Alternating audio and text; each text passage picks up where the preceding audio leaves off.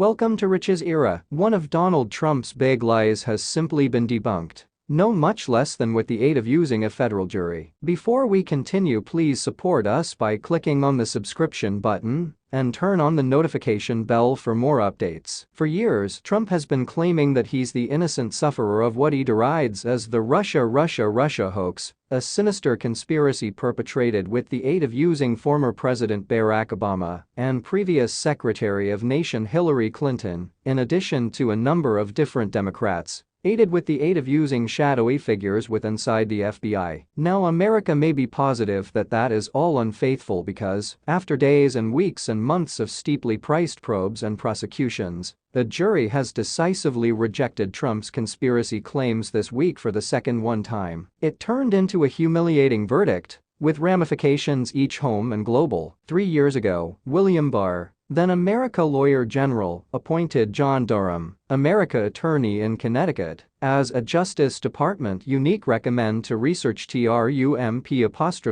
hoax claims towards the FBI. The mere declaration of Durham's appointment at once lent an undeserved patina of plausibility, as a minimum on Fox News, to the perception that something turned into very incorrect in 2016. While FBI counterintelligence officers opened a document on Trump's Russia connections, supposedly, Durham's research might show it. Unfortunately for Durham and Trump, each of the foremost instances he introduced towards folks who blew the whistle on Trump's demanding dating with the Kremlin ended badly. The first acquittal got here 5 months ago, while a jury rejected costs that a lawyer named Michael Sussman had lied approximately the identification of his customer while reporting his issues approximately Trump to the Bureau. The 2D got here on October 18, while any other jury acquitted Igor Danchenko, charged with mendacity to the FBI, approximately the assets at the back of the legendary dossier, approximately Trump and Russia assembled with the aid of using former MI5 agent Christopher Steele. Durham did win a responsible plea from an FBI attorney for misrepresenting minor information in an electronic mail in search of a surveillance warrant.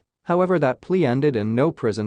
The jury deliberations in each of those convoluted instances required simplest hours, now no longer days. When Durham summed up his case to the jury withinside the Danchenko case with the aid of using unfurling the Russia hoax conspiracy theory, he turned into rebuked with the aid of using the choose and silenced. So, despite the millions of dollars spent, Durham was unable to prove any of his grand claims, despite the full resources of the Justice Department. The only thing he was sure of was that his own judgment was seriously flawed. The prosecutor in the Danchenko case undoubtedly managed to accidentally show that the FBI had very good reasons for investigating Trump's ties to Russia, unrelated to the Steele dossier. When prosecutors asked why he opened counterintelligence branch in this case, FBI analyst Brian Auten gave a simple and truthful answer. The United States had received a credible lead from a friendly foreign government about a Trump campaign aide he was working for. The Russians had offered to help defeat Hillary Clinton. Back then, Auten exploited Trump's outrageously false attacks on U.S. intelligence and law enforcement, along with the entire rationale for the Durham sniper hunt, its invasion of Ukraine,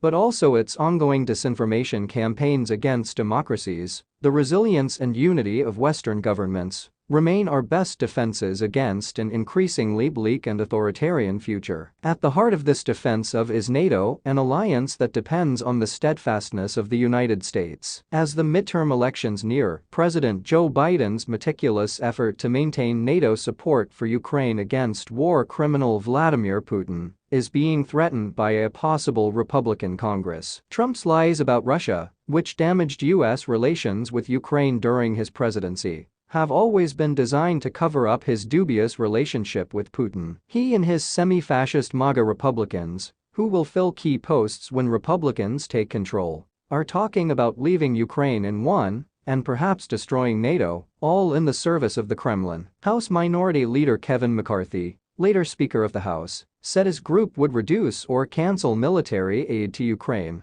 a diplomatic disaster of historic proportions. Character and loyalty he revealed privately to Republican members in June 2016, when he told them he believed Putin would pay Trump, adding, "I swear to God, Trump's subordination to Putin and his influence on the semi-fascist Republican Party leadership is very important. The current Russia investigation has uncovered a serious threat to U.S. and world security, and that threat has not abated